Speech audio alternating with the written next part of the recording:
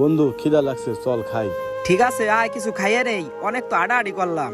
বয় ভাই, দুইটা কেক দেন দি। আচ্ছা ভাই বহেন, আমি দিতেছি।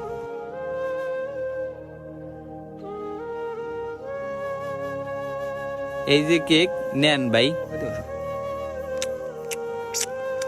তাইলে খাইয়ে দেয় আর কি করম, যাইগা মামা গো বাসায় যাইতে হইব। ও তাইলে চল। আলহামদুলিল্লাহ বেচা কেনা ভালোই হইতাছে। ভাই আপনার বিল কয় টাকা হইছে?